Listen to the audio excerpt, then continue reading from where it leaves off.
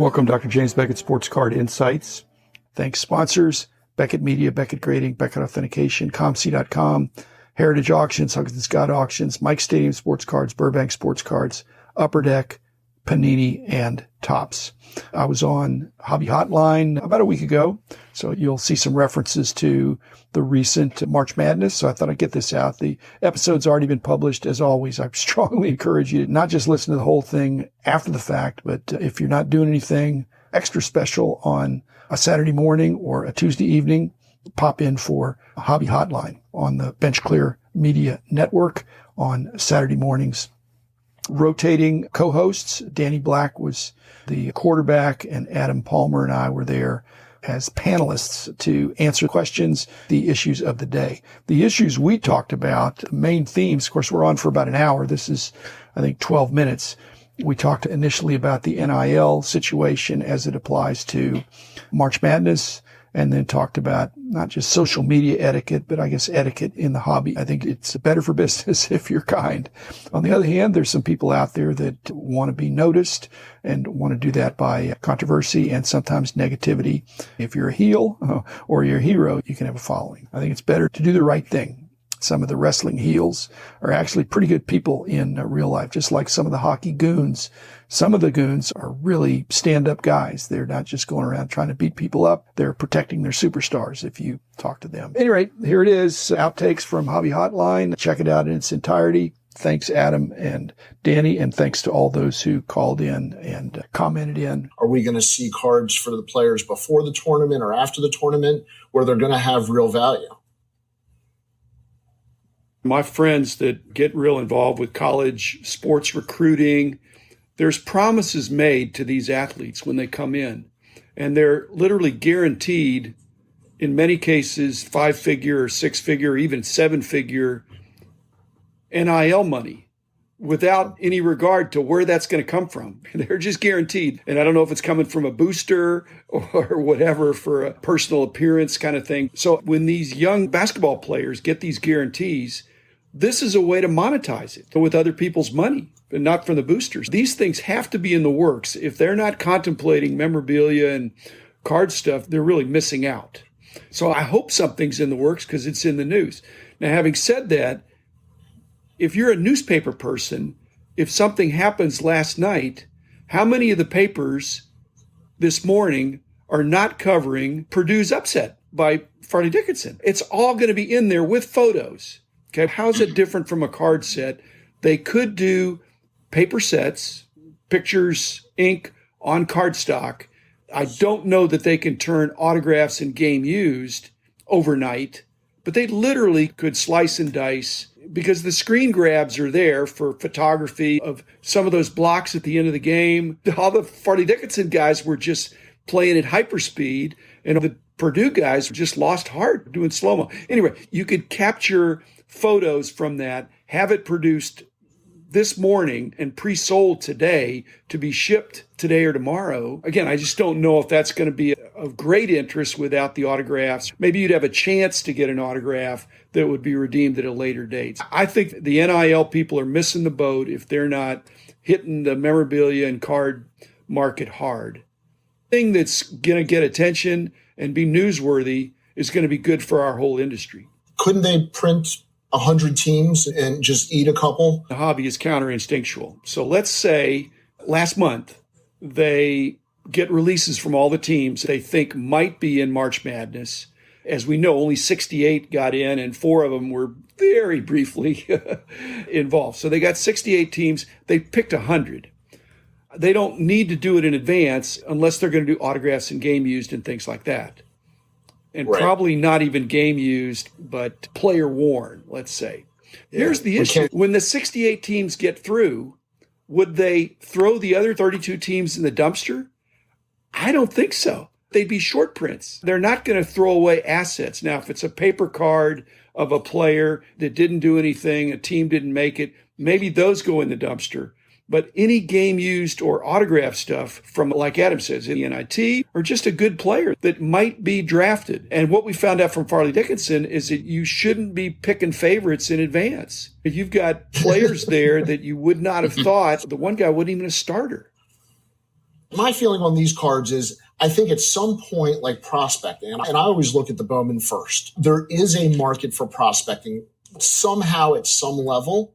The question is does it need to be in the pro uniform for sports? Because college baseball cards don't really sell or are not popular. So do we feel that we need the pro uniform? And I think most of the sets that don't have the pro uniform don't touch in price and popularity. Dr. Beckett, do you care if they're in a uniform? No, they're worth less, but not worthless. They're just worth less. But still, if it's an early card of a guy that goes on to great acclaim, it'll be worth something. It won't be worth maybe as much, but who knows? Maybe that could change.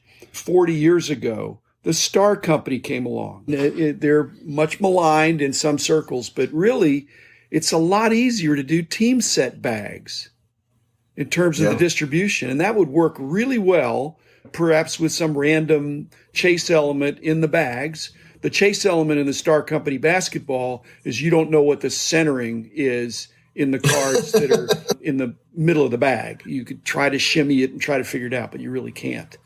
So somebody could do something like that because the Star Company, that guy was really pretty smart. It's way easier to print, distribute, manufacture, set it all up with these team set bags. And if you're looking for Farley Dickinson sets or cards, are you going to buy a whole box and get one card in the box that's somebody, or would you want to buy the team set? There's a little bit of a March Madness fantasy aspect to it with your bracket, is that maybe there's some kind of redemption thing like the MVP promotion that Topps did, that whoever wins, those sets are redeemable for something. See, that would be great. That would make every team a chase because you have your alumni base. Yeah, exactly. You have the alumni base for the Fairleigh Dickinsons who are going to buy them regardless of the win and then would buy them like crazy today. And then, of course, everybody's convinced their team's going to win it all. I like buying the team bags for the minor league teams for baseball also. Same idea. In the team store, you get that little pack. And I've got a Jackson Holiday minor league card. I don't know who prints it, but it goes in the college bookstore. There's a lot of avenues for a single focused set. And the alums, and same thing. Non-pack pulled cards generally are worth less. They're not worthless, but they're worth less than something that you're taking a chance to buy a pack, and maybe you'll get it, maybe you won't. Yeah, because Topps could sell those team packs as a print-on-demand set. They could use images from the NCAA tournament, and there's images they could get. As soon as they get those 68 teams, they have 3 or 4 days to put together something potentially. Unfortunately, like if you're a Purdue fan or an Arizona fan, you may not want to buy that set because you're devastated that your team lost. But if you're a Princeton or a Fairleigh Dickinson, you may be running out to buy that to commemorate this important moment in sports. We did Danny's idea that in advance, they took orders for 100 teams, whether they were going to get it in March Madness or NIT or whatever. They took orders for those 100 teams, and Farley Dickinson, there were only pre-orders for 37 sets, which is the aunts and uncles and the players and the super fans. And so you've got 37 sets now to go. Purdue, there's 10,000 sets that were made, but you have to pre-order it before the games, just like you got to fill out your bracket before the game. I think you get some excitement because now they say how many brackets are still viable for perfection? Maybe close to zero. With a 15 and a 16 both winning, who would have picked both of those? And if one player comes out of it, that would be an extremely valuable card. That's cool. Topps would have an idea of the top 30 teams. Interesting point. The way they do it with the conferences, in some ways, it's almost easier to predict some of the smaller conferences than the bigger ones. Could print, I think, a lot of the teams. Okay, so you'd have to because today is the demand. Exactly. If you wait until tomorrow or Monday, let's say for sure, either Farley Dickinson is going to be and Princeton are still going to be news, or they're going to be an asterisk of a historical footnote of an amazing upset, 2 amazing upsets. Like Steph Curry with Davidson, perfect example. Can you imagine if that card would have been available? It would have been like crazy. Michael says you could take the autos and transfer those to next year's NBA set as insert rookie RPAs.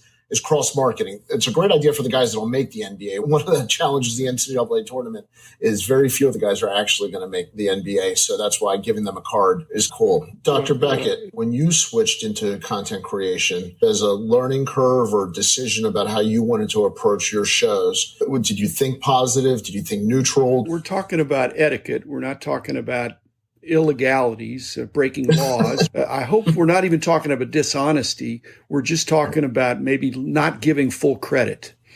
And it reminds me of traveling in the NBA, this Euro step thing. It's not in the rule book, but the NBA has not told the officials to crank down on traveling because it promotes the athleticism and the highlights that are seen every night.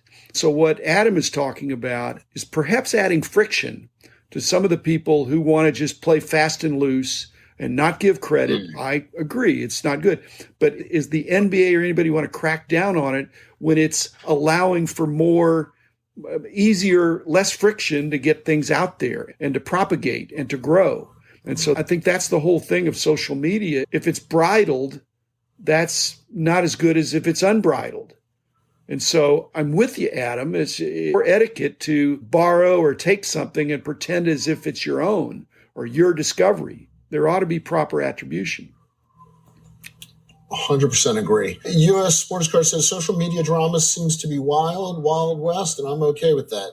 Some people do it for fun, others do it for money. It is the Wild West a little bit. I'll agree with that. That's not specific to the hobby. YouTube, for anything right now, I'm always reminded by a good friend of mine, no matter how many views you think you get on YouTube, there's a snake eating a cricket somewhere with 10 million more. In the Wild West, there were gunfights, and you were the fastest gun, and then you had a gunfight, and you got killed by the other guy that was faster, that was coming through town. So nobody's dying here, but there are showdowns and a lot of posturing. So again, Adam, I'm with you. I think proper etiquette sometimes is ignored.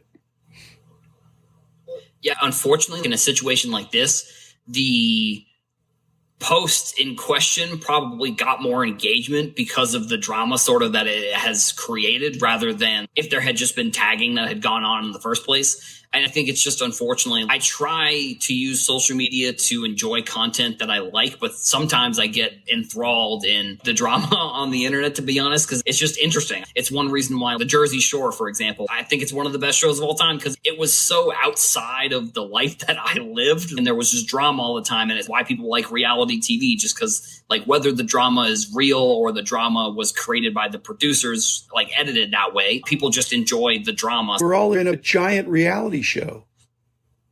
Right. Yes. We know some of the other actors, and there's good guys and bad guys. There's heels, but it's unscripted.